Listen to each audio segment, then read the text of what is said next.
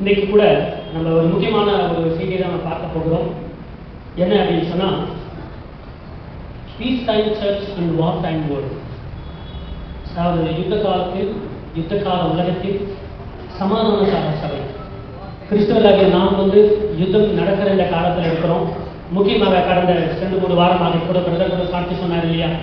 So India Pakistan யுத்தம் இருக்கிறது. So இந்த யுத்த காலத்தில் கிறிஸ்தவர்கள் எப்படி நடந்து கொள்ள வேண்டும், எப்படி இருக்க வேண்டும், நம்முடைய அந்த பார்வை எப்படி இருக்க வேண்டும் என்பதை குறித்து தான் பார்க்க போகிறோம். ரொம்ப முக்கியமான செய்தி. யுத்தம் என்று சொன்னால் யுத்தம் மாத்திரம் அல்ல, யுத்தம் போல அவசர நிலைகள் இருக்கிற காலங்கள். அவசர நிலை என்றது என்ன?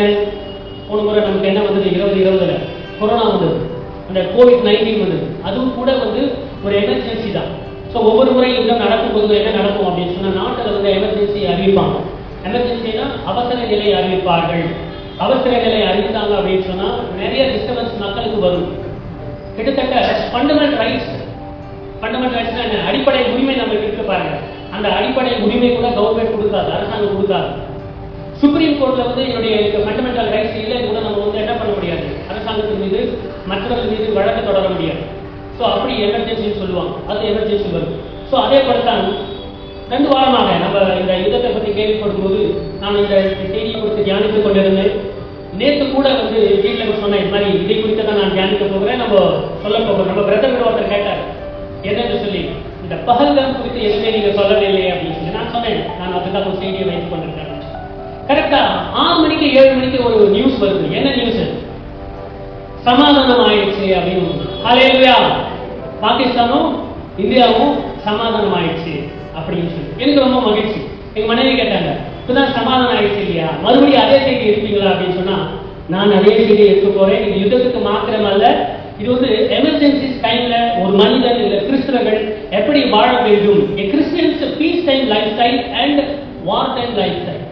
நமக்கு உலகத்துல சமாதானம் இருக்கும் போது நம்முடைய வாழ்க்கை முறை ஒரு மாதிரியா இருக்கும்.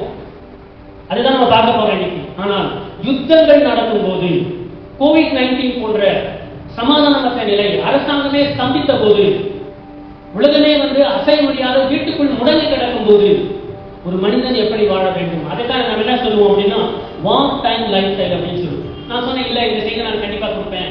ஏன் அப்படின்னு சொன்னா, ஒரு கேள்வி உங்களுக்கு நான் கேட்கிறேன். பைத்தியக்காரனோட வாழ்க்கை நடத்துறது மேலா, கோபக்காரனோட வாழ்க்கை நடத்துறது மேலா? இல்ல பைத்தியக்காரன் கிட்ட துப்பாக்கி இருக்கிறது நல்லதா? நல்லதுன்னா யார் கையில துப்பாக்கி இருக்கிறது அதிக ஆபத்தை கொடுக்கும்? பைத்தியக்காரன் கையில இருக்கிற துப்பாக்கி ஆபத்து அதிகமா இருக்குமா, இல்ல கோபக்காரன் கையில இருக்கிற துப்பாக்கி மூலமாக ஆபத்து அதிகமா? நீங்க சொல்லுங்க. ஏன் பைத்தியக்காரன் கிட்ட இருக்க கூடாது துப்பாக்கி? அவன் மூலமாக ஏன் ஆபத்து அதிகமா வரும்? நான் உங்க வீட்டுக்கார பத்தி கேட்கல, நீங்க ஏன் தயங்குறீங்க? நான் பாகிஸ்தான் பற்றி கேட்டுக்கொள்கிறேன். இந்தியா கோபக்காரன் ஆண், அவன் கோபம் ஒரு நாள் தனியும். கோபம் ஏன் வருது? ஏதோ ஒரு காரணத்துக்காக கோபம் வரும். அந்த காரணத்தை சரிப்படுத்திக்கொண்டு வச்சீங்க, கோபம் வருமா? ஆமா, அமைதியா மாறிடுவான். ஆனா பைத்தியக்காரன் அப்படியா? அவன் கையில துப்பாக்கி இருந்தா எவனை சுடுவான்னு தெரியாது, ஏன் சுடுவான்னு தெரியாது, எப்ப சுடுவான்னு தெரியாது, அனுப்பிச்சிடுவான். பாகிஸ்தான் கையில துப்பாக்கி இருக்கிறது, அவன் கையில அணு ஆயுதம் கூட இருக்கிறது. அந்த பையன் இருக்கிறது, அந்த செய்தி கூட நான் தயார் பண்ணி கொண்டு, அவன் கையில அணு ஆயுதம் இருக்கு. திடீர்னு எடுத்து போட்டாங்கன்னா முடிஞ்ச கதை. ஹிரோஷிமா ஜப்பான்ல அணு ஆயுதம் போடப்படும் போது 45ல அவங்க 50 வருஷத்துல எழுந்து உட்கார்ந்துட்டாங்க. நமக்கு நார்த் இந்தியாவிலோ சவுத் இந்தியாவிலோ அந்த நியூக்ளியர் பாம்பு போட்டாங்க அப்படின்னு சொன்னா 40-50 கோடி மக்கள், பாதி இந்தியா முடிஞ்சிடும். சோ இந்தியா ஒரு கோபக்காரன், அவனுக்கு கோபம் வரும். அவனுக்கு யாராவது சீங்கிதான் கோபம் வரும். அந்த கோபத்தை தணிக்கிறதுக்கு ஒரு வழி இருக்கு, அந்த வழி கொடுத்துட்டு அவன் கோபம் தணிஞ்சிடும். ஆனா பைத்தியக்காரன் பாகிஸ்தான் அப்படி கிடையாது.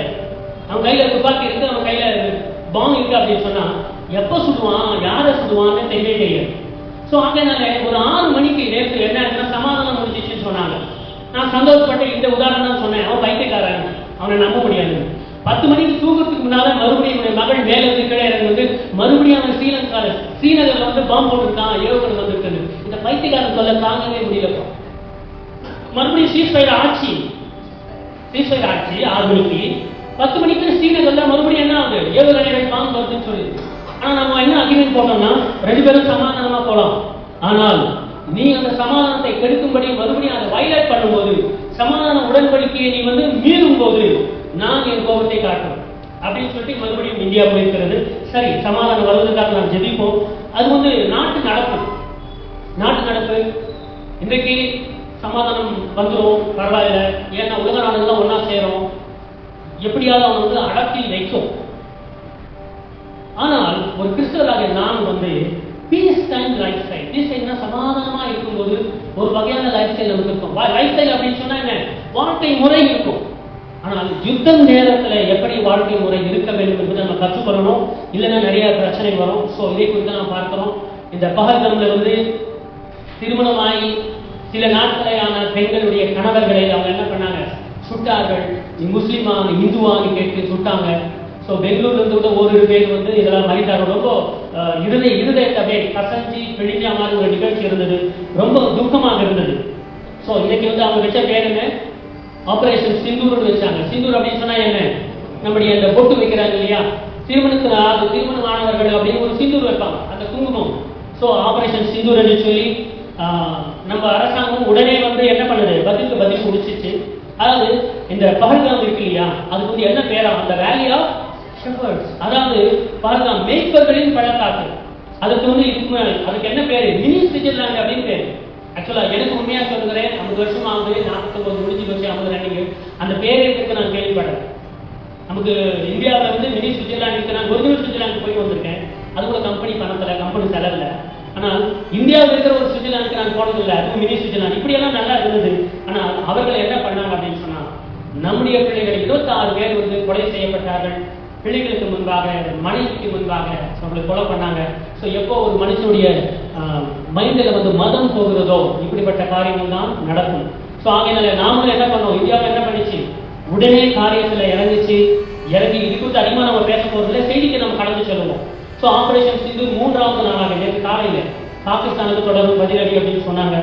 இந்தியாவில் கூட நிறைய பேர் இது நல்லதுதான், நம்ம திருப்பி அடிக்கணும். அது கூட மக்களை அடிக்கல, நல்லா ஞாபகம் பண்ணணும். இந்தியா அவர்கள் மீது மறுபடியும் தாக்குதல் செய்தது இல்லையா, நம்முடைய பார்டர்ல இருக்கிற ஒரு 9 இடத்துல தீவிரவாதிகள் இருக்கிறாங்க கேம்ப், அவருடைய இடங்களில் தான் அவங்க பாம்பு போட்டு நம்ம அடிச்சோம். அது மாத்திரம் இல்ல, நம்முடைய ராணுவத்துல பெண்கள் இருக்கிறாங்க இல்லையா, அவர்கள் மூலமாகவே இந்த ஆபரேஷன் ஏன் நடந்தது, எப்படி செய்யணும் என்ற விவரங்கள் எல்லாம் அவங்க சொன்னாங்க. ஸோ ஆகையினால தேவஜனமே இதை குறித்து நம்ம பார்க்கிறோம். இது சண்டை நடக்கும், வரும், போகும். இன்னும் கோவிட் போன்ற நிறைய காரியங்கள் நடக்கும். இயேசு கிறிஸ்து கூட என்ன சொன்னார், நமக்கு என்ன சொல்லியிருக்கிறார், கடைசி காலங்களிலே யுத்தங்கள் செய்திகளையும் கேள்விப்படுவீங்க, பூகம்பங்களை கேள்விப்படுவீர்கள், பூமி அதிர்ச்சிகளை கேள்விப்படுவீர்கள். இருந்தாலும் கலங்காதீர்கள், நான் உலகத்தை ஜெயித்திருக்கிறேன், நான் உங்களோடு கூட இருக்கிறேன் அப்படின்னு சொல்லியிருக்கிறார். ஆகையினால இப்படி ஒரு கடினமான சூழ்நிலையிலே நாம் இருக்கிறோம். நாம் எப்படிப்பட்ட வாழ்க்கை வாழ்கிறோம் அப்படின்னா, யுத்த காலத்துல நாம் இருக்கிறோம். அப்போ யுத்த காலத்துல இருக்கும்போது எப்படி இருக்கணும், நாமும் ஒரு மிலிட்டரி மேனா இருக்கணும். நாம எப்படி இருக்கணும், ஒரு யுத்த வீரனாக இருக்கணும். நாம ஒரு பீஸ் டைம் சமாதான காலத்துல வாழ்கிறது போல நம்ம வாழணும் அப்படின்னு சொன்னா நிறைய கஷ்டங்களை அனுபவிக்க வேண்டியது வரும். ஸோ ஆகையினால ஒரு 2 வகையான வாழ்க்கை நிலையில வேதம் நமக்கு என்ன சொல்லுகிறது என்பதை நம்ம கற்றுக்கொண்டு நாம் செல்ல போகிறோம். ஸோ ஒரு இந்த செய்திகளெல்லாம் சொல்லும் போது வேதத்திலிருந்து இதுக்கு என்ன இருக்குன்னு பார்க்கும்போது பிப்ளிக்கல் விஸ்டம் சீரிஸ், இது ஒரு 1வது பாகத்தில் வேதத்துல நிறைய சத்தியங்கள், நிறைய விஷயங்கள் சொல்லப்பட்டிருக்கு, ஞானங்கள் சொல்லப்பட்டிருக்கிறது. யுத்தத்தில் எப்படி நடந்து கொள்ள வேண்டும், யுத்த காலங்களில் சாதாரண மக்களாக நாம் எப்படி வாழ வேண்டும், சமாதானமா இருக்கும்போது எப்படி வாழணும், இதெல்லாம் வேதம் சொல்லி தருது. அதனுடைய முதல் பாகமாக இது பார்க்கலாம். அதாவது கிறிஸ்தவர்களின் சமாதான கால வாழ்க்கை முறை மற்றும் யுத்த கால வாழ்க்கை முறை. சமாதான காலத்துல ஒரு வகையா வாழ்க்கை இருக்கும், யுத்த காலத்துல ஒரு வகையா வாழ்க்கை. ஸோ அவைகள் குறித்து தான் பார்ப்போம். ஸோ 2 வகையான வாழ்க்கை முறை, peace time and then war time அப்படின்னு சொல்லுவோம். பார்க்கிறோம். பழைய பாட்டு கூட பார்த்தீங்கன்னா பல முறை யுத்தம் நடந்திருக்கிறது, அடிமைகளாக கொண்டு போகப்பட்டிருக்காங்க. யூதர்களை கேட்டு பார்த்தா தெரியும், இஸ்ரவேலர்களை கேட்டு பார்த்தா தெரியும், சமாதான காலம் என்றால் என்ன, யுத்த காலம் என்றால் என்ன. ஒரு சைலன் அடிச்சதுன்னா என்ன ஆகணும், இஸ்ரவேல் நாட்டுல ஒரு சைலன் அடிச்சதுன்னா என்ன ஆகணும், வேலை எந்த பொருளும் செய்து கொண்டு இருந்தாலும் அந்த வேலையை விட்டுட்டு பாதுகாப்பான பங்கர்னு ஒன்று ரெடி பண்ணிருப்பாங்க. இரும்புல இன்னும் விசேஷத்தை உலகத்தால செய்திருப்பாங்க. இஸ்ரவேல் நாட்டுல நேர போய் அதில் ஒளிஞ்சிக்கணும். ஐயோ அடுப்புல நான் இப்பதான் அரிசி வச்சிருக்கேன், நான் போய் ஒளிய முடியாது, கேஸ் ஆஃப் பண்ணிட்டு உள்ள போய் ஒளியணும். ஏன்னா அந்த எந்த பாம்பு போட்டாலும் அந்த அறை ஒன்றும் ஆகாது. ஸோ நம்ம பெங்களூர்ல கூட என்ன பண்ணாங்க, மாக் ட்ரில் பண்ணாங்க தெரியுமா? போன வாரம் கூட மாக் ட்ரில் பண்ணாங்க. அந்த அசூர் லேக்ல கூட மாக் ட்ரில் பண்ணாங்க. எல்லோரும் திடீர்னு அந்த லேக்ல கூட கப்பல்ல அந்த படகு மாதிரி அதுல போய் மாக் ட்ரில் அப்படின்னா என்ன, ஒரு பயிற்சி எடுக்கிறது. ரொம்ப நாள் ஆச்சு, துப்பாக்கி எல்லாம் தேய்ச்சி எல்லாம் பண்ணி டெய்லி எல்லாம் சத்தம் போட்டு அவங்க வந்து பிராக்டிஸ் பண்ணுவாங்க. ஆனா உண்மையா வந்துச்சுன்னா என்ன பண்றது? ஒரு பில்டிங்ல வந்து 10வது மாடியில ஒரு நெருப்பு எரிகிற மாதிரி எரிய வச்சு ஃபயர் இன்ஜினை கூப்பிட்டு மாக் ட்ரில் பண்ணாங்க. மாக் ட்ரில்னா சரிப்படும். உண்மையா யுத்தம் வந்தா எப்படி கரெக்டா இதெல்லாம் பண்ணாம அந்த ஃபயர் இன்ஜினுடைய டிராக்டர் இருக்கும், டிராக்டர் வேன் இருக்கும் இல்லையா தண்ணியில, அதெல்லாம் உள்ள வச்சிருப்பாங்க. ஐயோ ஒரு பில்டிங் எரியுது அப்படின்னு சொன்னா அப்போ போய் நீங்க ரெடி பண்ணீங்கன்னா அது ரிப்பேர் ஆகிட்டா என்ன பண்றது? ஸோ ஆகையினால ஒரு மாக் ட்ரில் பண்ணாங்க. பழைய ஏற்பாட்டில் கூட இதே போல வாழ்க்கை முறை இருக்கு. சந்தோஷமா சமாதானமா நம்ம வாழறது ரொம்ப நல்லதுதான். ஆனால் அதே நேரத்தில் நம்ம என்ன செய்யணும்?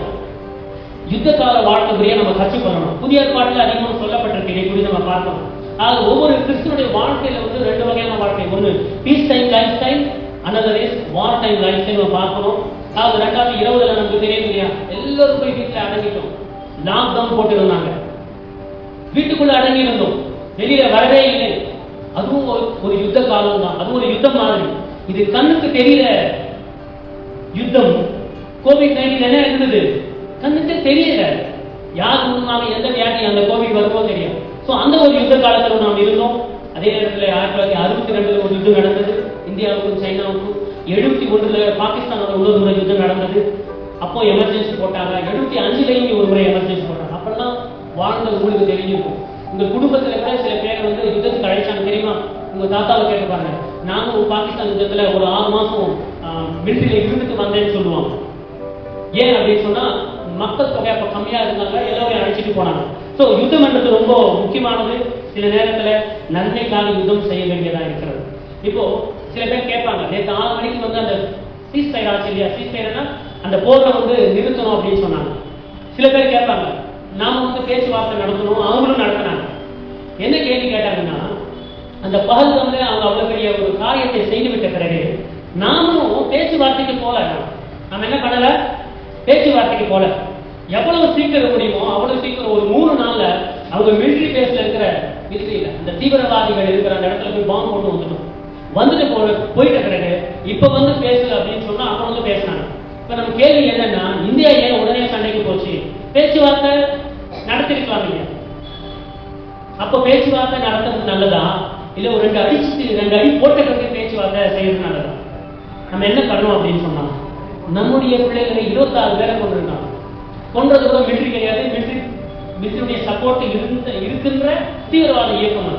ஸோ நம்ம என்ன பண்ணோம் அப்படின்னு சொன்னா, நல்ல ஒரு காரியத்தை பண்ணணும். என்ன பண்ணணும்னா, உடனே காரியத்தில் இறங்கி அவங்கள அடிச்சு அந்த இடத்துல வந்து என்ன பண்ணுவோம், சில ஒரு 9 இடத்துல அந்த தீவிரவாதிகளுடைய பில்டிங் எல்லாம் உடைச்சி நிறைய பேரை சாங்கடிச்சுட்டு அப்புறம் பேச்சு பார்க்கணும். இதனால லாபம் என்ன தெரியுமா? நாம் நம்மை நிரூபித்திருக்கிறோம். ஹல்லேலூயா! இந்தியா வந்து நிரூபித்திருக்கிறது என்னன்னு சொல்லி, நீ என் மக்களை நீ தொட்டா, நான் இன்னைக்கு ஒரு பிரசங்கியா பேசல, ஒரு அரசியல்வாதியை போல, ஒரு தலைவனை போல நம்ம பேசணும். ஏன் அப்படின்னு சொன்னா, ஒரு கணத்தில் அறைந்தால் மறு கணத்தை காட்டுறது சமுதாய வாழ்க்கைக்கு, நாட்டுடைய வாழ்க்கைக்கு கிடையாது. இயேசுவே நீங்க வந்து இந்தியாவுடைய பிரைம் மினிஸ்டரா, சீஃப் பிரைம் மினிஸ்டர் போட்டிருந்தீங்க அப்படின்னா யுத்தம் நேரத்தில் அவங்க யுத்தம் செய்வார். தனிப்பட்ட வாழ்க்கை வாழும்போதுதான் அந்த கட்டளைகள் எல்லாம். நம்ம என்ன பண்ணோம் அப்படின்னு சொன்னா, அவங்க போட்ட உடனே என்னென்ன ப்ரூவ் பண்ணணும் அப்படின்னா, நாம தயாராக இருக்கிறோம். உலகத்துக்கு மாத்திரம் இல்ல, பாகிஸ்தானுக்கு மட்டும் இல்ல, உலகத்துக்கே நிரூபித்திருக்கோம். என்ன எங்க மிலிட்டரி ஆளுநர்லாம் தயாரா இருக்கிறாங்க. எங்கள் மக்களை தொட்டால் நாங்களும் சும்மா இருக்க மாட்டோம்னு சொன்னோம். 2வது என்ன அப்படின்னு சொன்னா, நிறைய ஏவுகளை எல்லாம் ஷேர் பண்ணி வச்சிருக்கோம். அதை டெஸ்ட் பண்றதுக்கு சம்டைம்ஸ் நம்ம தெலுங்கு பிரதமர் சொல்லுவாரு, நார்த் இந்தியாவில இந்த ஒரிசால, பீகார்ல ஒரு காட்டு பகுதியில் என்ன பண்ணுவாங்கன்னா அந்த பாம்பை டெஸ்ட் பண்ணுவாங்க. நம்ம இந்தியாவில் கண்டுபிடிக்கிற அந்த ஏவுகணையை என்ன பண்ணுவாங்க, கடல்ல போய் டெஸ்ட் பண்ணுவாங்க. மக்கள் இல்லாத நேரத்தில் டெஸ்ட் பண்ணுவாங்க. இந்த ஒரு பாகிஸ்தான் மேல போட்ட நம்முடைய ஏவுகணை மூலமாக என்ன நடந்தது புரிப்பாச்சுன்னா, நம்ம தயாரிச்சதெல்லாம் வேலை செய்தா இல்லையான்னு கண்டுபிடிச்சோம். வேலை செய்தா இல்லையா? வேலை செய்யும். புரியுதா உங்களுக்கு ஏன் பண்ணணும் அப்படின்னு சொல்லி? தயாரிச்சு பாம்பெல்லாம் அப்படியே அடிக்கி வைக்கணும். என்னைக்காவது யுத்தம் வந்தாலும் பயன்படுத்தணும். அது வேலை செய்தா வருஷத்துக்கு ஒரு என்ன பண்ணுவாங்கன்னா, அது ஒரு பாம்பு எடுத்து, அது ஒரு ஏவுகணை எடுத்து கடல்ல போயிட்டு வேலை செய்யும். ஒரு காட்டுல ஒரு பாலைவனத்துல போய் என்ன பண்ணுவோம், வேலை செய்தான்னு பார்ப்போம். இப்ப என்ன கொடுப்பாச்சுன்னா நம்ம தயார் பண்ண எல்லா ஏவுகணைகளும் வேலை செய்யுது. சோ நமக்கு லாபமா இல்லையா? லாபம். மூன்றாவது என்ன லாபம் அப்படின்னு சொன்னா, நம்மை தொடும்போது, எதிரி நம்ம தொடும்போது உடனே சமாதான பேச்சு கிடையாது. பழிக்கு பழி வாங்கி நீ 26 பேரை என்னுடைய பெண்களுடைய வாழ்க்கையை நீ நாசனமாக்கின, உனக்கு பதிலடி கொடுத்து அதன் பிறகுதான் பேச்சுவார்த்தை. ஸோ அதனால நம்ம இந்திய அரசாங்கம் என்ன பண்ணிச்சு அப்படின்னா, நல்ல ஒரு காரியத்தை செய்து அப்புறமா பேச்சுவார்த்தைக்கு வந்திருக்காங்க. நான் யுத்தம் ஓய வேண்டும் என்று நாம் ஜெபிக்க வேண்டும். புரியுதா? யுத்தம் ஓய வேண்டும் ஜெபிக்கிறதுக்கு நம்ம விட்டுவிட முடியாது. நான் இது வரைக்கும் சொன்னது ஒரு நாட்டுல நடப்பு நடந்தது, ஏன் நடக்குது, ஆனால் யுத்தம் ஓய வேண்டும். ஒருவேளை அப்படிப்பட்ட யுத்தம் வருமே என்று சொன்னால், மேற்கொண்டு வருமே என்று சொன்னால் நம்ம என்ன செய்ய வேண்டும்? கிறிஸ்துவராக நாம் தயாராக இருக்கிறோம். கொரோனாவில் இந்த கோவிட்ல எவ்வளவு பாதிக்கப்பட்டோம், அதிலிருந்து சில பாடங்களை நாம் கற்றுக்கொண்டோம். அதே போல யுத்தம் வரும்போது கூட நம்ம தயாராக இருக்கணும். சில நேரத்தில் கர்த்தர் என்ன பண்ணுவார், நம்மை யுத்தத்திற்கு நம்முடைய கரங்களை என்ன பண்ணுவார், அவரு பழக்க வைக்கிறார், பழக்கம் பண்றார், அவர் பிராக்டிஸ் பண்றாரு, மாக் ட்ரில் பண்றாரு நம்ம கரங்களுக்கு. இஸ்ரவேலுக்கும் அதுதான் பண்ணார். இது வரைக்கும் நம்ம ஒரு வசனத்தை வாசிக்கவில்லை, இப்ப வாசிப்போம். நியாயாதிபதிகள் 3ஆம் அதிகாரம் 1-3 வசனங்களை வாசிக்கலாம். இஸ்ரவேலில செட் ஆயிட்டோம் இல்லையா? தேவன் என்ன பண்ணாரு, எகிப்திலிருந்து அழைத்து கொண்டு வந்து கானானை கிளீன் பண்ணி நீங்க குடியிருக்கப்பா, யுத்தம் எல்லாம் பண்ணி எல்லாரும் கிளீன் பண்ணு சொன்னார் இல்லையா?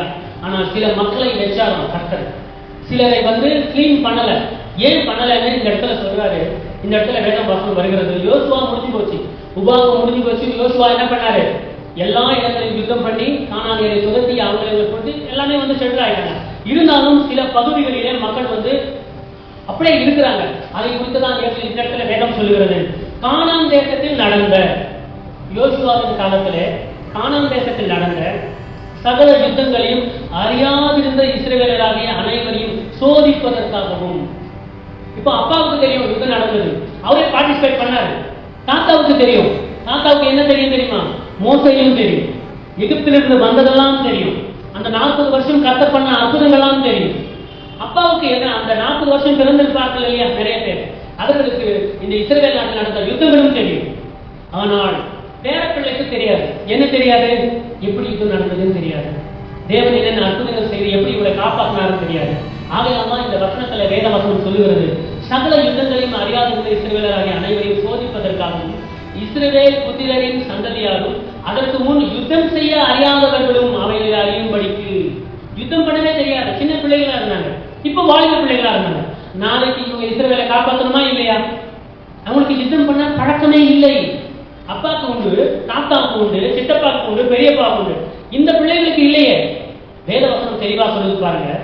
அவங்களுக்கு பழுக்குவிப்பதற்காகவும் மாக் ட்ரில் பண்றதுக்காகவும் கர்த்தர் விட்டு வைத்த ஜாதிகள் யார் யார் என்ற கர்த்தர் ஒரு பேரை வச்சிருக்காரு. என்ன சொல்றேன் அப்படின்னா, யோசுவா மூலமாக கர்த்தர் ஒரு 90% மக்களை துரத்திட்டாரு. எல்லாரும் குடியிருந்துட்டாங்க. இன்னொரு 10% மக்கள் இருக்கிறாங்க. ஏன்? கைகளில் பழக்கப்பட வேண்டும். உங்களுடைய கரங்கள் யுத்த காலங்களிலே எப்படி வாழணும்னு நாம் கற்றுக்கொள்ள வேண்டும். வெறும் சமாதான காலங்களிலே கம்ஃபர்டா வாழும் போது, இன்னைக்கு வாலிய பிள்ளைகளுக்கு தான் நிறைய விஷயங்கள், சின்ன பிள்ளைகள் போயிட்டாங்க, அவங்களுக்கு நீங்க சொல்லிக் கொடுங்க. கம்ஃபர்டா நம்ம வாழணும்னு வச்சுக்கோங்க. திடீரென்று நம்முடைய கம்ஃபர்ட் நம்ம இடத்திலிருந்து எடுக்கப்படும் போது, கம்ஃபர்ட்னா என்ன, சௌகரியமா நம்ம வாழலாம். ஆனா நம்ம அசௌகரியமான சூழ்நிலையை நம்ம விழும்போது எப்படி நம்ம அதை சந்திக்கிறது? கர்த்தர் சொல்றார், இப்படிப்பட்டவர்களுக்கு பிராக்டிஸ் வருவதற்காக யுத்தம் வந்தா அதை தாங்குவதற்காக என்ன பண்றாரு, இப்படிப்பட்ட மக்களை எல்லாம் வைத்திருக்கிறார். அவர் என்ன வைத்திருக்கிறாரு, பெலிஸ்தரில் 5 அதிபதிகளும். பெலிஸ்தர்ல நிறைய பேர் எடுத்துட்டாரு, இன்னும் 5 பேர் மிச்சம் இருக்கிறாங்க. சகல கானானியர்ல கொஞ்சம் இருக்கிறாங்க. சீதோனியர், பாகாலியர் போல் துவங்கி ஆமாத்திற்குள் பிரவேசிக்கும் வரைக்கும் லீபனோனின் மலையில் குடியிருக்கிற ஏலியருமே, இப்படி ஒரு சில மக்களை அவர் வச்சிருக்காரு. ஏன் அப்படின்னு சொன்னா, இந்த மக்களை பழக்க. இப்போ சொல்லுங்க, நம்ம என்ன பண்ணணும்? யுத்தத்துக்கு ரெடி ஆகணுமா இல்லையா? ஒருவேளை நாட்டில் யுத்தம் நடந்தால் நம்ம வீட்டில் எப்படி வாழ வேண்டும் கற்றுக்கொள்ள வேண்டுமா இல்லையா? நம்முடைய பிள்ளைகளுக்கு, வாலிப பிள்ளைகளுக்கும், பெண்களுக்கும், ஆண்களுக்கும் நம்ம யுத்தத்தை பழக்க வைக்க வேண்டும். அந்த காலத்தில் நான் யுத்தம் பழக்க வைக்குவேன்னு சொன்னா அங்க போய் வீட்டுல போய் வேலை செய்வது குறித்து சொல்லவில்லை. நாட்டுல யுத்தம் வரும்போது, நாட்டுல ஒரு அவசர நிலை வரும்போது, இன்னொரு முறை கோவிட் போன்ற ஒரு உலகத்தையே கலக்குகின்ற ஒரு கொள்ளை நோய் வரும்போது எப்படி வாழ வேண்டும் என்று கிறிஸ்தவர்கள் அறிந்திருக்கணும். மற்ற மக்களுக்கும் நமக்கும் வித்தியாசம் தெரிய வேண்டும். கர்த்தர் சொல்றாரு, இப்படியாக வைத்தாராம். வேத வசனம் மத்தியில கூட 24 கர்த்தர் சொல்றாரு, யுத்தங்களின் செய்திகளையும் கேள்விப்படுவீர்கள், கலங்காதபடி எச்சரிக்கையாயிருங்கள், இவைகள் எல்லாம் சம்பவிக்க வேண்டியது, ஆனாலும் முடிவுடனே வராது. So please understand, 2 வகையான வாழ்க்கை இல்ல பிரதர். நீங்க வந்து நடிக்க சொல்றீங்களா? Peace time lifestyle. Peace டைம்னா சமாதானம் நமக்கு இருக்கும்போது வாழ்வது எப்படி, யுத்தம் நாட்டில் நடக்கும்போது வாழ்வது எப்படி. நடிக்க சொல்லவில்லை, வாழ கற்றுக்கொள்ளணும். இப்படியும் வாழ தெரியும் நமக்கு, அப்படியும் வாழ தெரியும். முக்கியமா இந்த காலத்துல பிறந்த ஜென்சின்னு சொல்லுவாங்க. Generation X, generation Y, generation Z. Z வந்து ஜீன்னு சொல்லுவோம். இப்ப இருக்கிற யூத்ல யாரு? ஜென்சி. 90ல பிறந்தவங்க, 90 கூட இல்ல, 2000ல பிறந்தவங்க. இவங்க பிறக்கும் போதே வாட்ஸ்அப் இருந்தது. 6 மாசத்துல குழந்தை அழுகுறான்னு சொல்லி நம்முடைய தாய்மார்கள் என்ன பண்றாங்க? மொபைல கையில கொடுத்துறாங்க. நான் 40 வயசுல கண்ணாடி போட்டேன், என் பொண்ணு 20 வயசுல கண்ணாடி போட்டான். அடுத்த வர சந்ததிகள் எந்த வயசுல கண்ணாடி போடுறாங்க? பசங்க 10 வயசுல கண்ணாடி போட போறாங்க. ஏன் அப்படின்னா அந்த சின்ன மொபைலை பார்த்தே அந்த குழந்தைங்க ஆடுது பாடுது. அம்மாவின் தாலாட்டை கேட்காத பிள்ளைகள் மொபைலின் தாலாட்டை கேட்டு வாழ்ந்து கொண்டிருக்கின்றன. அவங்களுக்கு ஜென்சி கூட இல்லாது, வேற ஒரு ஜெனரேஷன் இப்ப பிறக்க போகுது. உங்களுக்கெல்லாம் பிறக்க போற குழந்தைங்களை நீங்க எப்படி காப்பாற்ற போறீங்களோ, என்ன பண்ண போறோம் நமக்கு தெரியாது. ஆனா ஒன்று ஞாபகத்தில் வைத்துக் கொள்ளுங்கள், எந்த நிலைமையில இருந்தாலும் மனரம்யமாக இருக்க கற்றுக்கொள்ள வேண்டும். ஹல்லேலூயா. அது முக்கியம். இல்லைன்னா நம்ம வந்து இந்த உலகத்துல வாழ முடியாது. யுத்தங்கள் வரும், கொள்ளை நோய்கள் வரும், ஜாக்கிரதையா இருங்க. வேத வசனம் சொல்லுகிறது, எக்லீசியஸ் பிரசங்கி 3:8, சிநேகிக்க ஒரு காலம் உண்டு, பகைக்க ஒரு காலம் உண்டு, பாகிஸ்தானோட யுத்தம் பண்ண ஒரு காலம் உண்டு, பாகிஸ்தானோட சமாதானம் பண்ண ஒரு காலம். பாகிஸ்தான் இல்ல, சில பேர் சொல்ல போறீங்க, பைபிள்ல பாகிஸ்தான் உங்களுக்கு தெரியுமா? எப்படிப்பா தெரியும்? எங்க சர்ச்சையில சொன்னாங்க, வேதத்தை படியுங்க. சோ யுத்தம் பண்ண ஒரு காலம் உண்டு, சமாதானம் பண்ண காலம். there is a time to love, there is a time to hate, a time for war and a time for peace. ஒருவேளை வெறும் நீங்க இந்த பிசிக்கல் யுத்தமா நினைக்காதீங்க, உங்களுடைய ஆத்மீக வாழ்க்கையில கூட குடும்பத்தோட சமாதானமா சந்தோஷமா இருக்கீங்க. திடீர்னு ஒரு புயலை போன்று, ஒரு யுத்தத்தை போன்று ஒரு குடும்பத்துல ஒரு சின்ன சலசலப்பு, கணவன் மனைவியோட சலசலப்பு, அம்மா அப்பாவோட சலசலப்பு வரும். லோ லெவல் வாழ்க்கைக்குள்ள வாழ்ந்தே ஆக வேண்டும். எப்பவுமே வாழ்க்கை வந்து அப்படியே மேலே போய் கொண்டே இருக்காங்க.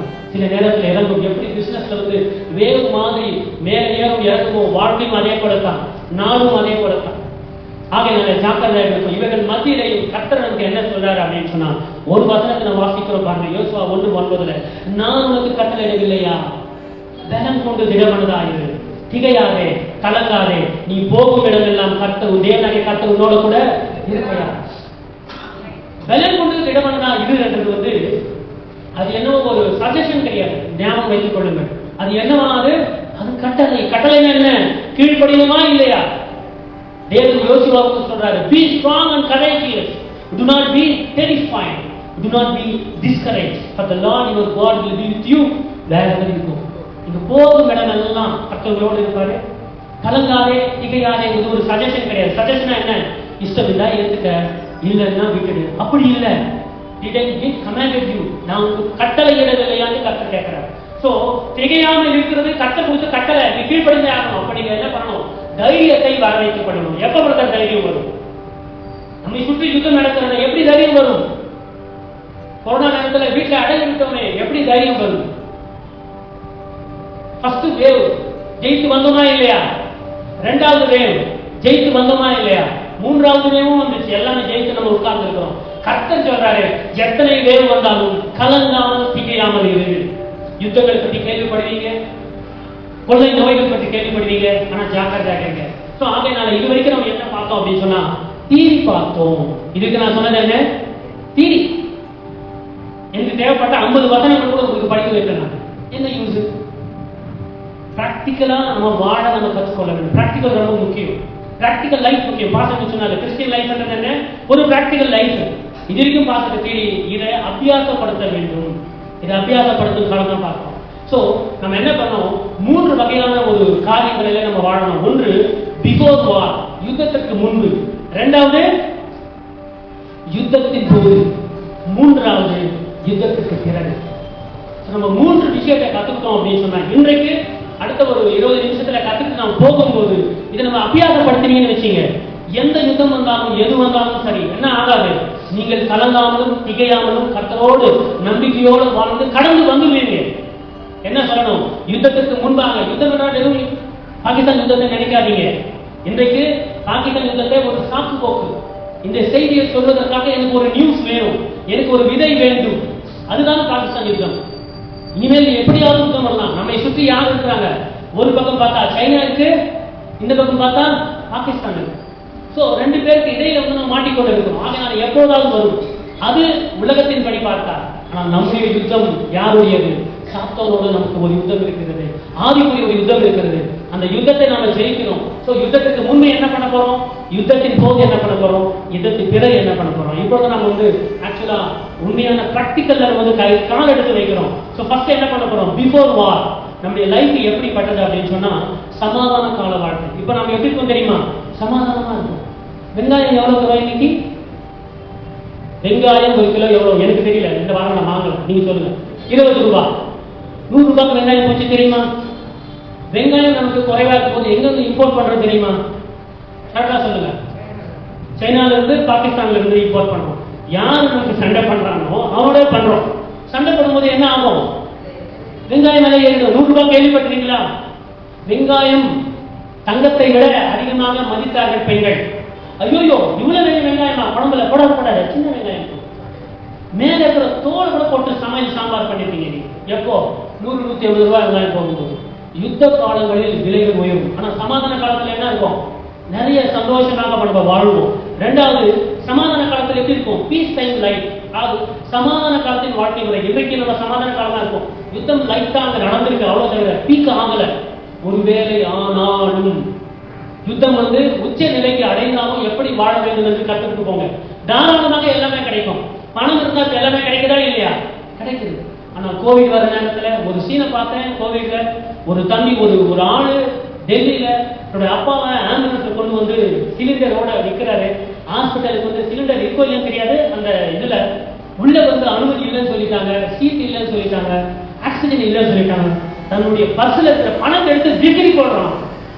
அவங்க அப்பா வந்து உயிருக்கு போராடுறான். யுத்த காலத்துல பணம் இருந்தாலும் பொருட்கள் கிடைக்காது. புரியுதா உங்களுக்கு? ஞாபகத்தில் யுத்தம்னா வெறும் யுத்தம் நினைக்காதீங்க. கோவிட் போல முதலாவது உலக போர்ல இருந்தோமா? யாராவது 1939 இந்த வயசு கேட்கிறேன்னு நினைக்காதீங்க.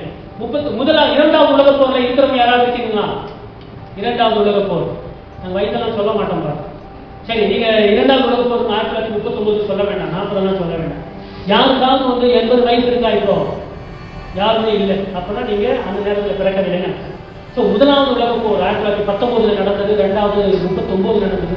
அந்த காலத்துல பாத்தீங்கன்னா மக்கள் வந்து தாராளமா வாழ்வதற்கு இல்ல, வாழ்வதே பெரிய கஷ்டமாக இருந்தது. வாழ்வதே எக்ஸிஸ்டன்ஸ்.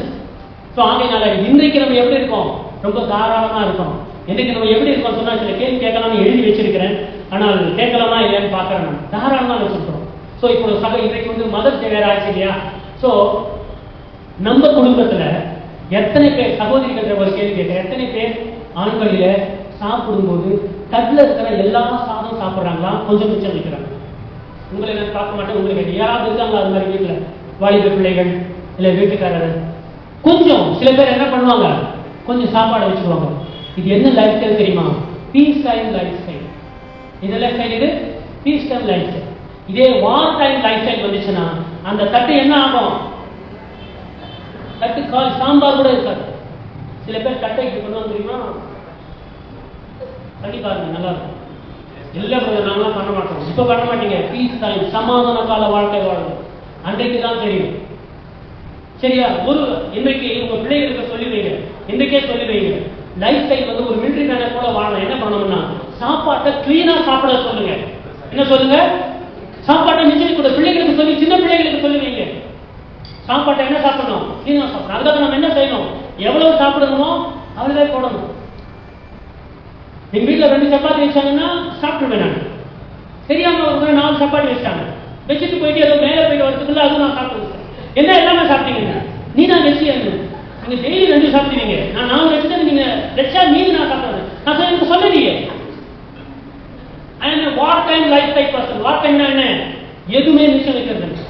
இது அதிகமாக இருக்கும் போது இல்ல, கம்மியா இருக்கும் போது அவங்க என்ன பண்ணுவாங்கன்னா சிக்கன் எல்லாம் பண்ணும்போது சின்ன ஒரு நம்ம பிளேட்ல போட்டு வச்சுட்டு வெளியே போயிடலாம், மேல போயிட்டு வேற வேலை முடிச்சுட்டு வந்து மீதி போடலாம்னு சொன்னா அதுக்குள்ள இருக்கிறத சாப்பிட்டு கிளீன் பண்ணிட்டு கை கட்டி வந்துடுவேன். அதுக்குள்ள சாப்பிட்டு முடிச்சிட்டீங்களா? ஆமா சாப்பிட்டு முடிச்சிட்டேன். உன்ன இருக்கே பொருள் பசிக்கானா இருக்கு பசி, இவ்வளவுதான் நீ வச்ச, இவ்வளவுதான் சமைச்ச, இவ்வளவுதான் இருக்கு வச்சு நான் சாப்பிட்டு முடிச்சேன்னா ஐயோ இந்த மனுஷன் கிட்ட பொறுக்க முடியலையே, கேட்டிருக்க வேண்டாமா, நீ கொடுத்துருக்க வேண்டாமா? இதுல வேற ஒரு முறை என்னாச்சுன்னா முன்னாலே வச்சிருக்காங்க ஆனா மூடி வச்சிருக்காங்க, நான் ஓபன் பண்ணி பார்க்கல, ஓபன் பண்ணி தான் நான் போட்டு சாப்பிட்டுருக்கேன். So do you understand what is peace and lifestyle? சமாதான நேரத்தில் நம்ம என்ன பண்ணுவோம், சாப்பாடெல்லாம் வச்சு வச்சுக்கணும், நாய்களுக்கு போடுவோம், கச்சராவில் போடுவோம். ஆனா பிள்ளைகளுக்கு சொல்லி வைங்க, உணவை வந்து கிளீனா சாப்பிடும்படி சொல்லுவீங்க. அது என்ன லைஃப் ஸ்டைல் தெரியுமா? வார் டைம் லைஃப் ஸ்டைல். ஏன் இதை நான் கற்றுக்கணும்? என்கிட்ட தாராளமாக பணம் இருக்கு, ஐ அம் சோ சாரி. பணம் இருந்தாலும் பொருட்கள் கிடைக்காத நாட்கள் வரும். வந்தது வரும், என்ன வந்தது இல்லையா? பணத்தை வைத்துக் கொண்டு தன்னுடைய தகப்பனுக்கு ட்ரீட்மெண்ட் பண்ண முடியாம அவன் பணத்தை என்று வீசி போடுறான். என் பணம் இருந்து என்ன பிரயோஜனம்? எங்க அப்பாவை காப்பாற்ற முடியலையே. ஃப்ரீயா கிடைக்கிற ஆக்சிஜன் டப்பால கிடைக்கல. ஆக்சிஜன் இருக்கா இல்லையா? ஆனா சிலிண்டர்ல கிடைக்கவே இல்லை. புரியுதா உங்களுக்கு? ஸோ அன்றைக்கு நம்ம நல்லா வாழணும்னா, வார் டைம்ல ரொம்ப பீஸ்ஃபுல்லா வாழணும்னா இன்றைக்கே வந்து என்ன பண்ணணும், அந்த ஒரு மிலிட்டரி மனிதனை போல நம்ம வாழ கற்றுக்கொள்ள வேண்டும். பீஸ் டைம்ல எப்படி தெரியுமா? பயம் இருக்காது, தாராளமாக செலவு செய்யலாம். இப்படி நம்ம செய்து கொண்டு இருப்போம். விரும்பியது செய்யலாம். அரசுக்கு எதிராக போராட்டம் கூட பண்ணலாம். தெரியுமா உங்களுக்கு? இப்ப நீங்க ரோட்ல வந்து போராட்டம் பண்ணலாம், டவுன் டவுன் டவுன் சொல்லிக்கிட்டே போலாம். இந்த சட்டம் நீ போட்டது தப்பு. ஆனா எமர்ஜென்சி பீரியட்ல யுத்தம், இன்னைக்கு நான் சொல்றேன் இல்லையா, நம்ம பைத்தியக்காரர் இருக்கோம் இல்லையா, யாரு? பாகிஸ்தான். யுத்தம் தீவிரமாக அடையும் போது நாட்டுல வந்து எமர்ஜென்சி வரும். நாட்டுல எமர்ஜென்சி வரும்போது ஃபண்டமெண்டல் ரைட்ஸ் கூட கிடைக்காது, அடிப்படை உதவிகளும் கிடைக்காது. நீங்கள் அரசாங்கத்திற்கு எதிராக என்ன பண்ண முடியாது, நீங்க கோஷங்கள் போட முடியாது. உங்களுடைய அடிப்படை உரிமைகள் பறிக்கப்படும். எப்போ? எமர்ஜென்சி டைம்ல. சோ ஆகையினால இன்றைக்கு ஏதாவது பண்ணலாம், ஆனால் அன்றைக்கு நீங்கள் பண்ணவே முடியாது.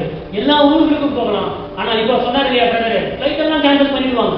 நீங்கள் விருப்பமான இடங்களுக்கு போக முடியாது, விருப்பமான பொருட்களை சாப்பிட முடியாது. கொரோனா வரும்போது சூட்கேஸ்ல பணத்தை வச்சுக்கிட்டு லலிதா ஜுவல்லரி போய் இன்னும் நம்ம கொரோனா வரும்போது பணத்தை எடுத்துக்கிட்டு கசானா போய் நின்னோம் நம்ம இல்ல, மளிகை காரணம் பாக்கியராஜ் பிரதர் கடையில் நின்னோம். கருத்து இருக்கா? பால் இருக்கா?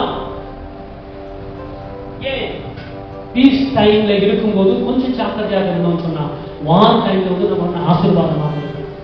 சோ எல்லா ஊர்களுக்கு போகலாம், எல்லாம் செய்யலாம். இன்னைக்கு நானே ராஜா நானே மந்திரி. ஆனால் வார் டைம்ல அப்படி பண்ண முடியாது. கொரோனாக்கு முன்பு இப்படிதான் நடந்தது. அருமையா தேவஜனமே. சோ ஆகையால் இப்படிப்பட்ட காரியம் செய்யணும். ரெண்டு வகையான வாழ்க்கை முறை. ஒன்று பீஸ் டைம், லைஃப் டைம், எல்லாமே உங்களுக்கு சாதகமாக போகும். ரெண்டாவது வார் டைம். இப்பொழுது இந்த இந்தியாவுடைய பாகிஸ்தான் வருமா வராதா நமக்கு தெரியாது. இப்ப சீஸ்ஃபயர் முடிச்சு இருக்காங்க. அது அப்படியே முடிஞ்சதுதான் நல்லது. அப்படி இல்ல பெரிய யுத்தம் வறுமை என்று சொன்னான். ஒரு கணக்கு சொல்லுகிறது, பாகிஸ்தான் கிட்ட இருக்கிற அந்த பாம்பு எடுத்து அவன் வந்து போட்டான் அப்படின்னு சொன்னான், 28 இருந்து 30 கோடி மக்கள் சாவாங்க ஒரே ஒரு பாம்பு, நியூக்ளியர் வெப்பன். ஒரு உலகத்திலேயே ஒரு 10 பேர் இருக்கு. அதனால்தான் பயப்படுறாங்க. இஸ்ரவேலுக்கு ஏன் பயப்படுறது உலகம் எல்லாம்? பார்த்து செய். ஈரானுக்கு ஏன் பார்த்து செய் சொல்லுங்க அப்படின்னு சொன்னா நம்ம கிட்ட அப்படி வாங்கலாம். எப்போ பைத்தியம் மேல ஏறுமோ, என்றைக்கு பாம்பு போடணும் தெரியாது. ஆகையாதான் உலகம் வந்து சமாதானமா போக பார்க்கறாங்க. அப்படிப்பட்ட காரியம் ஏற்பட்டாலும் ஒருவேளை கர்த்தர் அனுமதித்தால் நடந்தால் என்ன செய்யணும்? அதுக்கு முன்பாக இப்பவே சில சீக்கிரமாக பிராக்டிகல் எக்ஸாம்பிள்ஸ் பார்த்து நம்ம கடந்து சொல்லுவோம். ஆபத்துக்கு முன்பாக, பற்றாக்குறைக்கு முன்பாக, பொருட்கள் சாப்பிடுறது கிடையாது, கையில இல்ல, அதுக்கு முன்பாக என்ன செய்யணும்? நான் சொல்லுகிறேன் கேளுங்க. மனத அளவுல, பொருளாதார அளவுல, ஆரோக்கியம் அளவுல நாம தயாராக இருக்க வேண்டும். You should be ready mentally, physically, economically, health wise கூட. எப்ப இருக்கணும்? யுத்தம் வந்த பிறகு இல்ல, யுத்தம் வருவதற்கு முன்பாகவே. இன்றைக்கு நான் சொல்லுகிறேன், மே 11ஆம் தேதி இன்றைக்கு நான் சொல்லுகிறேன். தெரியாது எப்போ ஏது நடக்கும். பாகிஸ்தான் வேற எதனா கை வச்சதுன்னா அவங்களுக்கு கூட சைனா இருக்கிறான். இப்போதைக்கு சொல்லல, ஆனா சைனாவும் சேர்ந்தது பாகிஸ்தானோட வேலை முடிஞ்சது. நமக்கு நிறைய பேர் உதவி செய்திருக்காங்க, ஆனா ரொம்ப தூரமா இருக்காங்க. பட் எதுவாக இருந்தாலும் கர்த்தர் கூட இருக்கிறாரு. சரி பிரதர், என்ன செய்யலாம்? யுத்தத்துக்கு முன்பாக, பிஃபோர் வார் என்ன பண்ணணும் அப்படின்னு சொன்னா வெரி வெரி சிம்பிள்.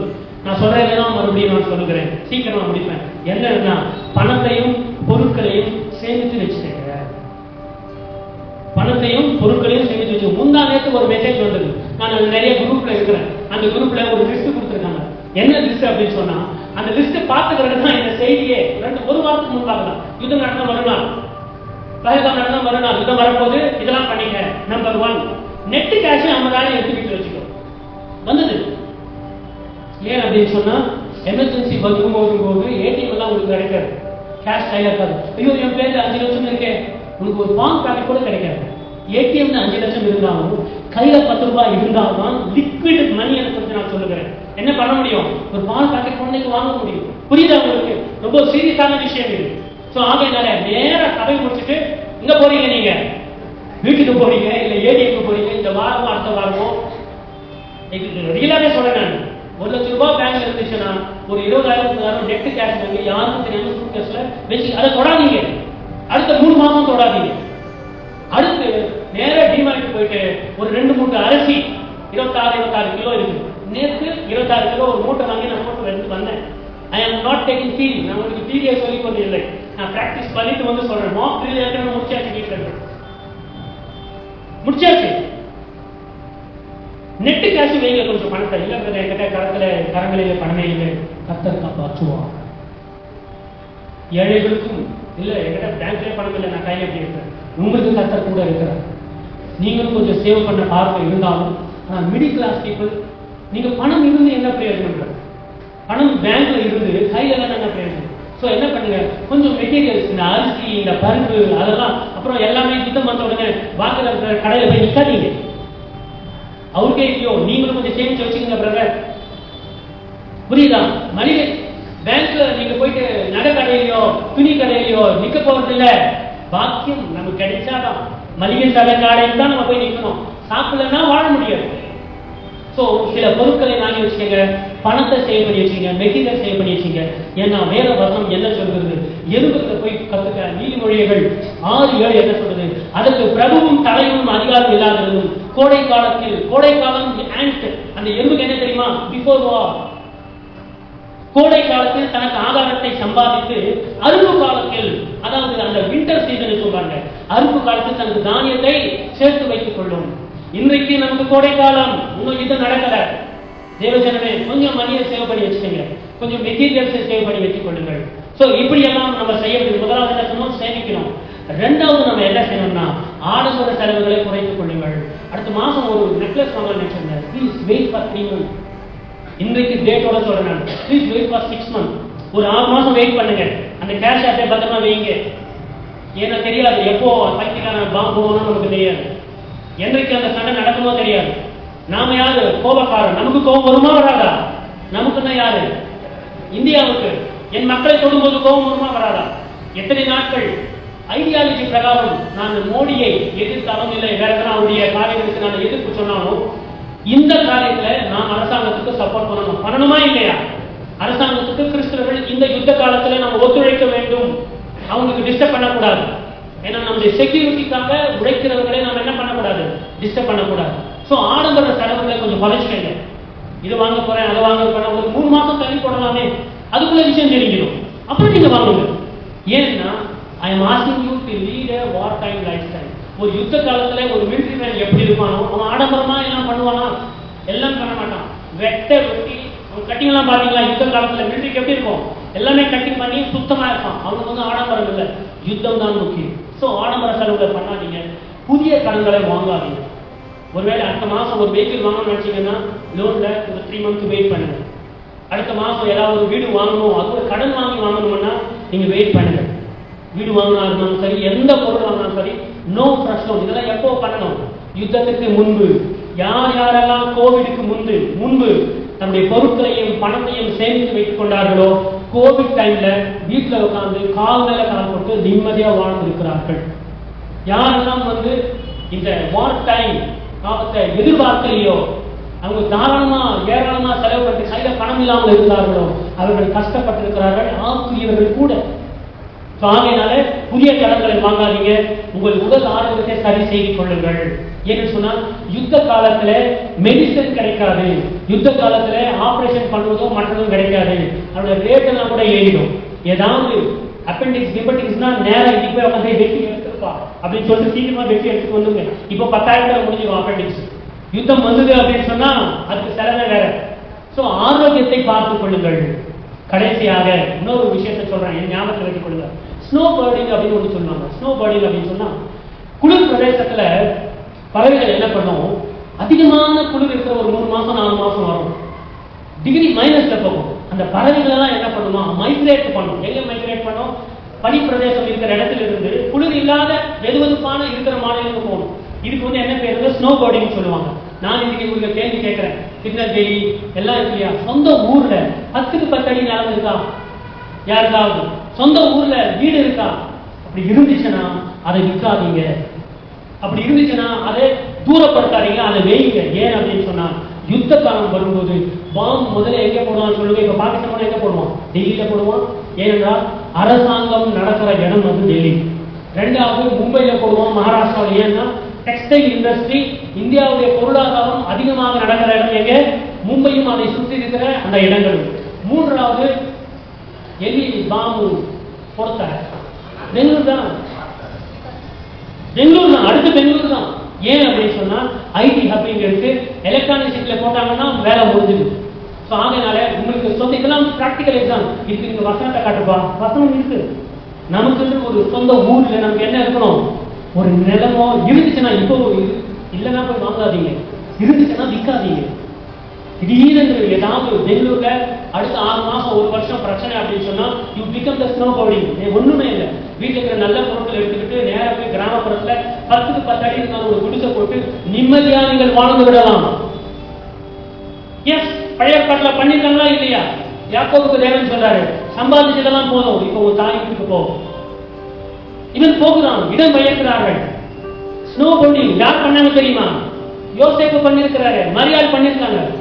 ஏரோது உன்னை கொல்ல பார்க்கிறான், எழுந்து ஸ்னோ போர்டிங். எங்க நீ போ? எகிப்துக்கு போ. எல்லாரும் போனவங்க தான். போயிட்டு இங்க சிச்சுவேஷன் சரியா ஆகிவிட்ட பிறகு மறுபடியும் என்ன பண்ணி வா. ஆகையினாலதான் சொந்த ஊர்ல நிலம் இருந்துச்சு அப்படின்னு சொன்னா அதை அப்படியே வைங்க, விற்காதீங்க. ஒரு நிலமாவது இருக்கட்டும். 10க்கு 10 அடி, 6 அடி இருக்கிறோம், நம்ம 5 அடி இருக்கிறோம். தூங்கும் போது கூட கொஞ்சம் ஒரு சேர் போடுற மாதிரி 10 அடி இருந்தா போதும், நம்ம வாழ்ந்துடலாம். நம்ம இவ்வளவு பயப்பட வைக்கிறீங்க, இவ்வளவு கேவலமா சொல்றீங்க. யுத்த வாழ்க்கை எப்படி இருக்கும் யூதர்களை கேட்டு பாருங்க, அவங்களுக்கு தெரியும். பழைய ஏற்பாட்டிலும் சரி, புதிய ஏற்பாட்டிலும் சரி. சோ என்னென்ன பண்ணக்கூடாது, நம்ம பணத்தை சேமிக்கணும் யுத்தத்துக்கு முன்பாக. 2வது ஆடம்பர செலவு பண்ணக்கூடாது. 3வது புதுசா நீங்க லோன் கீழ் வாங்காதீங்க. ஆரோக்கியத்தை கொஞ்சம் பார்த்துக் கொள்ளுங்கள். கடைசியாக சொந்த ஊர்ல நிலம் வீடு இருந்துச்சுன்னா அதை என்ன பண்ணுங்க, விற்காதீங்க, வைத்துக் கொள்ளுங்க. அடுத்தபடியாக டூயிங் த வார், யுத்தத்து நேரத்தில் என்ன பண்ணணும்? பிஃபோர் முடிச்சாச்சா?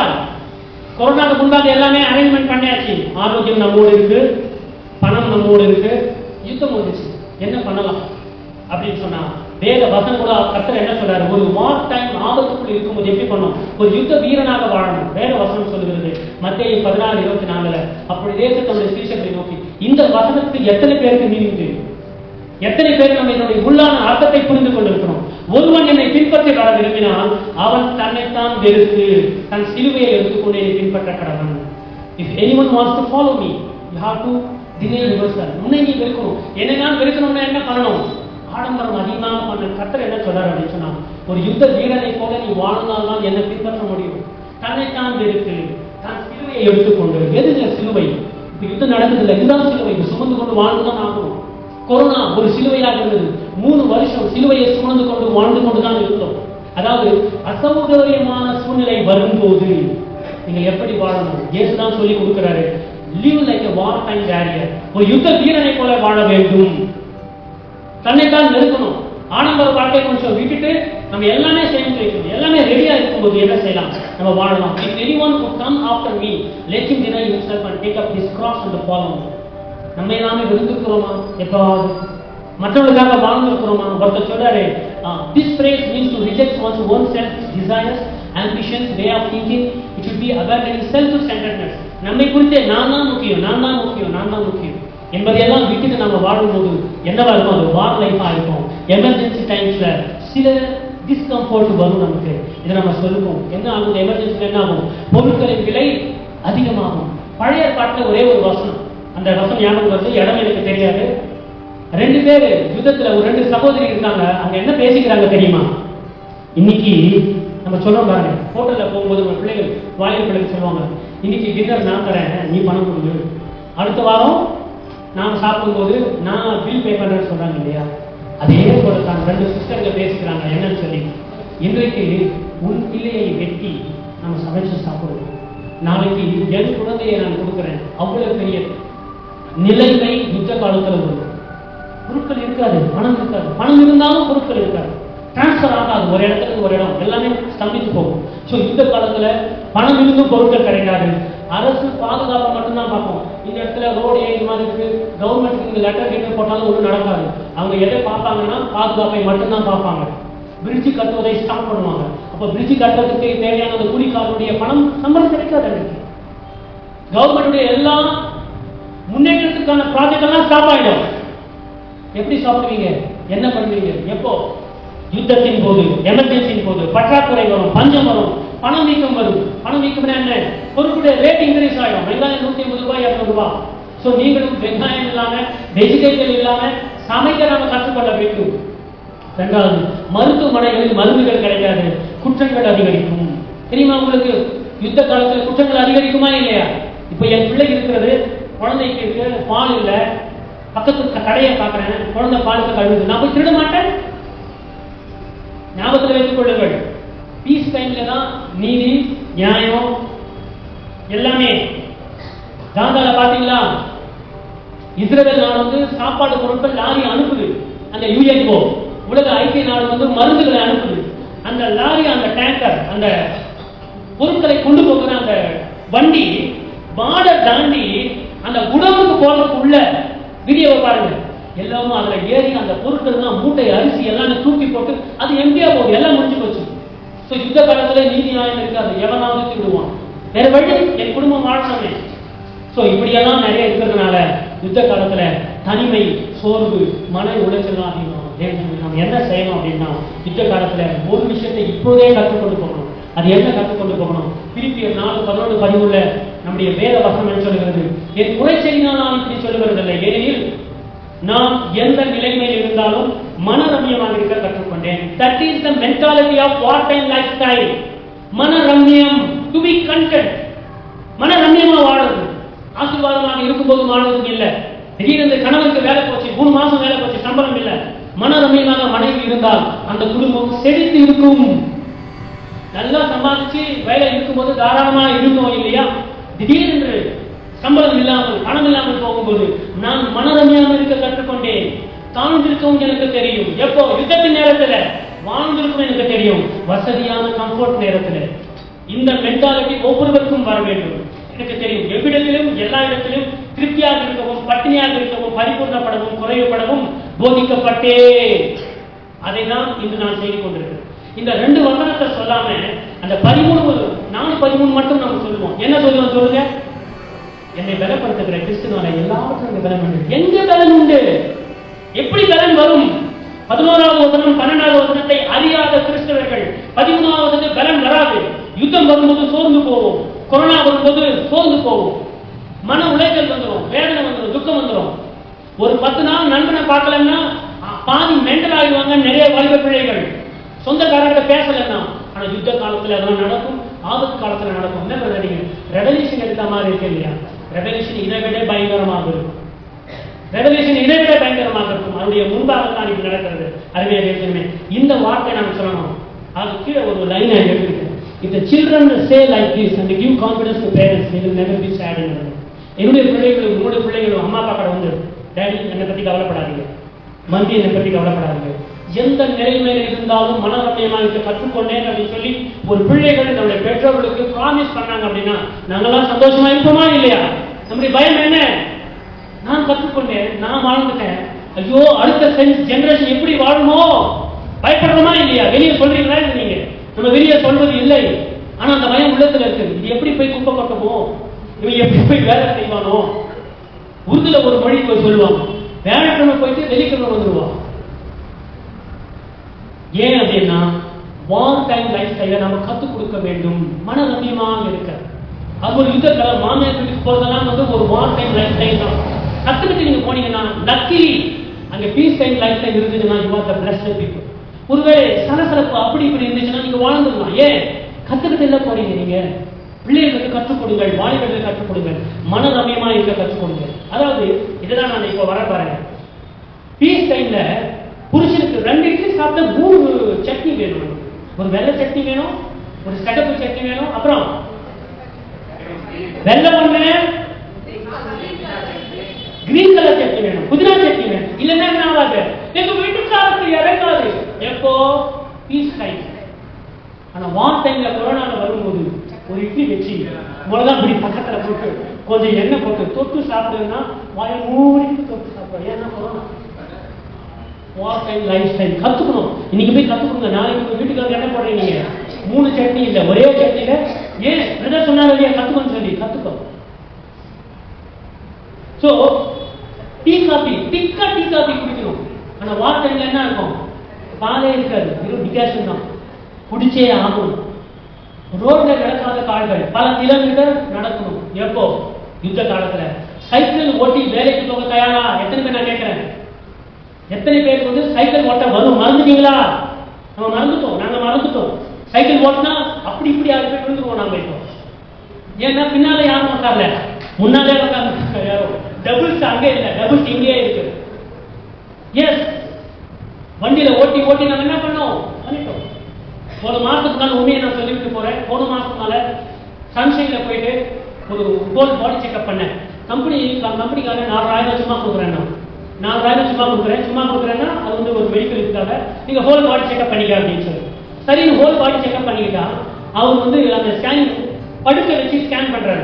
அது ஒரு டெஸ்டிங், ஏதோ எக்கோவோ ஏதோ 2 எக்கோவோ ஏதோ சொல்லுவாங்க, 2D எக்கோவோ ஏதோ அது ஸ்கேன் பண்றாரு. இந்த பிரெக்னன்ட் லேடிஸ்க்கு எல்லாம் குழந்தை பார்ப்பாங்க இல்லையா, அவரை என்ன படுக்க வச்சு மனித நீக்கி விட்டு ஸ்கேன் பண்ணி பார்த்தா திடீர்னு அந்த சவுண்ட் ஆரம்பிச்சாரு. கமால்டு சவுண்ட் தான். திரும்பி பார்த்தேன், என்ன சவுண்டுன்னா உதய சவுண்ட் தான். அது அப்படி வருது. சரி, அதை மைனஸ் பண்ணிட்டேன். அடுத்து அவர் கேட்கிறாரு, என்ன கேட்கிறாருன்னா, நீ குடிப்பியான்னு கேட்டாரு. என்ன கேட்டாரு? நீ குடிப்பியான்னு. இல்லை சார், நான் குடிக்கிறது இல்லை சார் அப்படின்னு. இதுக்கு முன்னால உங்களுக்கு வந்து யாராவது டாக்டர் சொன்னாங்களா அப்படின்னா, என்ன அப்படின்னு கேட்டேன்.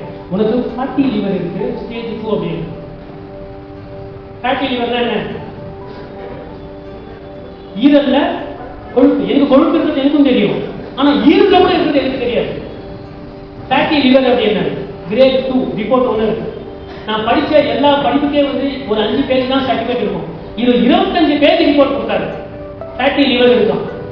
அப்புறம் பயந்துட்டு போயிட்டு அப்புறம் ஃபேட்டி லிவர்னா என்ன அப்படின்னு பார்த்தோம்னா, லிவர் வந்து நல்ல வேலை பண்ணுது. என்ன பண்ணுதுன்னா, நம்ம சாப்பிடுற சாப்பாடு எல்லாம் என்ன பண்ணுதான்? சேமிச்சு வைக்குதான். நீங்க பணத்தை சேமிச்சு வைக்கலாம், கொழுப்பை சேமிச்சு வைக்கிறீங்க. நான் எதை குறித்து பேசிக் கொள்கிறேன்? பணத்தை சேமி, பொருளை சேமியன்னா கொழுப்பை சேமிக்கிறோம். அது கூட எங்க சேமிக்கிறோம் தெரியுமா? லிவர் என்ன பண்ணுதான்? தன்னைத்தானே முதல்ல அந்த கொழுப்போட வந்து கவர் பண்ணிக்கலாம்.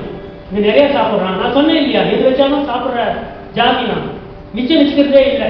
ஏன்னா வார் டைம் லைஃப் ஸ்டைல் வேற. அது கொழுப்பு முதல்ல லிவர். நான் வேடிக்கையாக கூட சொல்லலை, உங்களை பயப்பட வச்சுட்டு இருக்கேன். நிறைய இன்னைக்கு நீங்க போய் ஃபுல் பாடி செக்அப் பண்ணீங்கன்னா பாதி பேருக்கு மேல நீக்க முடியாத வியாதிகள், பயப்படுற வைக்கிற வியாதிகள்லாம் இருக்கும். நீங்க செக்அப் பண்ணீங்கன்னா மாட்டிக்கிட்டீங்க. கொழுப்பு வந்து ஃபுல்லா முடிக்குதான் ஃபேட்டி லிவர்ல. முடிச்சுட்டு இன்னும் நான் சாப்பிட்டுக்கிட்டே எக்ஸசைஸ் பண்ணாம இருந்தேன்னு சொன்னா வயிற்றுக்கு வயசுல முன்னால பின்னால எல்லாமே அப்படின்னு. ஸோ அப்புறம் என்ன பண்ணேன், பயந்துட்டு நானும் மனைவி பயந்துட்டு அப்புறம் என்ன பண்ண, அரிசியெல்லாம் ஒரு 2 மாசமா நான் குறைச்சிட்டு 78 கிலோ இருக்கிற நான் 3 கிலோ குறைஞ்சேன். நான் இன்னும் அது உள்ள ஃபேட் லிவர் குறைஞ்சது இல்லையா. 3வது ஸ்டேஜ் போச்சுன்னா கேஸ் க்ளோஸ். என்ன பிரதர் பயப்பட வைக்கிறீங்களா? பயப்படுங்க. அந்த சேர் உடச்சு வச்சுக்கணும். ஸோ என்ன நான் சொல்ல வருகிறேன் அப்படின்னு சொன்னா, சைக்கிள் ஓட்டி பழக்கம் அவங்களுக்குலாம் ஃபேட்டி லிவர் வராது, நமக்கு வரும். ஸோ என்ன பண்ணுங்க, இனிமேல் அரிசி சாப்பிட்றத குறைங்க. பேக்கெட்ல இருக்கிறது எதுவுமே பிள்ளைகளுக்கு வாங்கி கொடுக்காதீங்க. டாக்டர் சொன்னதான் சொல்றேன். உங்களுக்கு கவர் பண்ணி பேக்கெட்ல வருகிறது எதுவுமே சாப்பிடக்கூடாது. பிளாஸ்டிக் பேப்பர்ல பேக்கெட்ல வர்றது எதுவுமே சாப்பிடாதீங்க.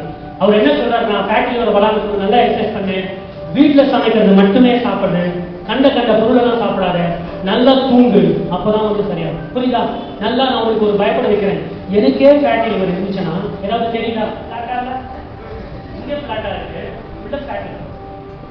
எப்படி எனக்கே இப்படி என்ன உங்களுக்கு எப்படி யோசிச்சு பாருங்க, ஆரோக்கியத்தை பார்த்துக் கொள்ளுங்க. ஸோ ஆகையினால தேவ ஜனமே நம்ம முடிச்சிடும். பிஃபோர் வார் டைம் இந்த 4 காரியங்கள் செய்யணும். சேமிக்குவீங்க, பணத்தை மெட்டீரியல் செய்வீங்க, புதிய கடனை வாங்காதீங்க. அடுத்து அட்லீஸ்ட் 25 இப்போ மே மாசத்துல ஒரு 3 மாசம் இந்த ஃபார்முலாவை ஃபாலோ பண்ணுங்க. புது கடனும் வாங்காதீங்க. இல்ல பிரதர், எனக்கு கோடி கணக்கில் சொத்து இருக்கு, you are free from anything. அப்ப கூட பொருட்கள் கிடைக்காம இருக்க வாய்ப்பு உண்டு. எப்போ எதனா ஆச்சுன்னா. ரெண்டாவது, யுத்தம் நேரத்துல அண்டர்ஸ்டாண்ட் தி டிஸ்கம்ஃபர்ட்ஸ். யுத்த நேரத்துல என்ன நடக்கும் பிரச்சனைகள் புரிந்து கொள்ளுங்க. வார் டைம் லைஃப் ஸ்டைல ஆரம்பிங்க. கம்மியா பொருளாதாரம், கம்மியா வசதியோட வாழ கத்துக்கங்க. வீட்டுல பெட் இல்லைன்னா நமக்கு தூக்கம் வராது. சொந்தக்காரங்க வீட்டுல போனா தலைவனே கிடைக்காது. தலைவனை கிடைச்சா அதுல ஒரு அடிக்கு எண்ணெய் இருக்கும். நான் எங்க ஊர்ல கிராமத்துல சொல்றேன். சோ வசதி இல்லாத வாழ கத்துக்கங்க. பிலிப்பியர்கள் சொல்லப்பட்டது போல பி கண்டென்ட், ஒரு திருப்தியா இருக்க, மனரமையா இருக்க. இதெல்லாம் வாழ்வு பிள்ளைகளுக்கும் சொல்லிக் கொடுங்க. கடைசியாக என்ன செய்யணும் அப்படின்னு சொன்னா, trust and believe that God is still in control. Hallelujah. எல்லாவற்றுக்கும் மேலாக தேவனை நம்புங்கள். அவர் கண்ட்ரோல் பண்ணுவாரு. அவருடைய அவுட் ஆஃப் கண்ட்ரோல் போகவே போகாது. அவர் எல்லாமே செய்வாரு. வேத வசனம் சொல்லுகிறது சங்கீதம் 46:8 கடைசியெல்லாம் 46:9 அவர் பூமியின் கடைமணி மற்றும் யுத்தங்களை ஓய பண்ணுகிறார், வில்லை ஒடித்து ஈட்டியை முறிக்கிறார், ரதங்களை நெருங்கினால் சுட்டரிக்கிறார். நீங்கள் அமர்ந்திருந்து என்ன செய்யணும்? நம்முடைய தேவன் எப்படி சூழ்நிலை பயங்கரமா இருக்கு, இவன் எப்ப பாம்புடுவானோ தெரியாது, அரசாங்கம் நம்மளோட வேலை செய்யுது. நீங்கள் அமர்ந்திருக்கு, நானே தேவன் என்று அறிந்து கொள்ளுங்கள். ஜாதிகளுக்குள்ள உயர்ந்திருப்பேன், பூமியில உயர்ந்திருப்பேன். சேனைகளின் கர்த்தர் நம்மோடு இருக்கிறார். யாக்கோபின் தேவன் நமக்கு உயர்ந்த அடைக்கலமாக. ஆகையினாலே டூரிங் த வார் டைம் என்ன செய்யணும்? இதெல்லாம் நம்ம செய்யணும். மூன்றாவது, ஆஃப்டர் த வார், இதெல்லாம் லாஸ்ட் ஸ்லைடு. யுத்தம் முடிஞ்சிட்ட பிறகு, யுத்தம் முடிஞ்சு போச்சு. ஒரு 3 மாசம் நடந்தது. கொரோனா ஒரு 3 வருஷம் இருந்தது, 4 வருஷம் இருந்தது, முடிஞ்சு போச்சு. நம்ம என்ன செய்யணும் அப்படின்னு சொன்னா, முதல்ல பாடங்களை கற்றுக்கொள்ள வேண்டும். கொரோனாவை நம்ம என்னென்ன தப்பு பண்ணமோ அதை நிவர்த்தி செய்து கொள்ளணும். அதை நிவர்த்தி செய்து கொள்ள வேண்டும். இரண்டாவதாக கிராட்டிடியூட் ஹார்ட் இருக்கணும். நமக்கு தேவனுக்கு நன்றி சொல்லணும். ஆண்டவரே, கொரோனா 3 சைக்கிள் கூட நீங்க என்ன பண்ணீங்க? 3 பேசஸ் அந்த வேலை எங்களை காப்பாத்துறீங்க. இந்த யுத்தத்திலிருந்து நம்மை காப்பாற்றுன்னு சொல்லி ஒரு நன்றி உள்ள இருதயத்தோட நம்ம வாழ வேண்டும். கடைசியாக நம்முடைய எதிர்காலத்தை கர்த்தருடைய கரங்களில் கொடுக்க வேண்டும். ஹல்லேலூயா. எதிர்காலத்தை என்ன பண்ணணும்? கர்த்தருடைய கரங்களில் கொடுக்கணும். ஏன்? அடுத்த முறை எப்போ வருமோ, அடுத்த முறை கோவிட் வருமோ, ஸ்டாப் ஆயிடுமா தெரியாது, நமக்கு தெரியாது. அது வரலாம், போகலாம், எப்போது சூழ்நிலை மாறலாம். சோ ஆகையினால ஜாக்கிரதையா இருங்க. கடைசியாக என்ன பண்ணணும் அப்படின்னு சொன்னா, ஸ்டார்ட் வார் ஸ்டைல் லைஃப் ஸ்டைல். மறுபடியும் எப்படிதான் வாழணும்? யுத்த வீரனாக வார் டைம் லைஃப் ஸ்டைல வாழணும். இந்த தாராளமான வாழ்க்கை நம்ம வாழும்போது தேவஜனமே நமக்கு பிரச்சனை வரும். சோ 2 வகையான ஒரு லைஃப் ஸ்டைல் நமக்கு முக்கியம். ஒண்ணு என்ன?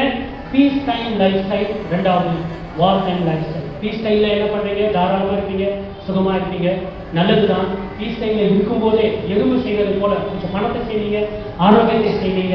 யுத்தம் வரும்போது நீங்க சமாதானத்தோட கர்த்தர் காப்பாற்றிக் கொள்வார். நீங்க அந்த நேரத்தில் சமாதானத்தோட இருக்கலாம். ஆனால் நீங்க தயாராக இல்லாத போது என்ன நடக்கும்?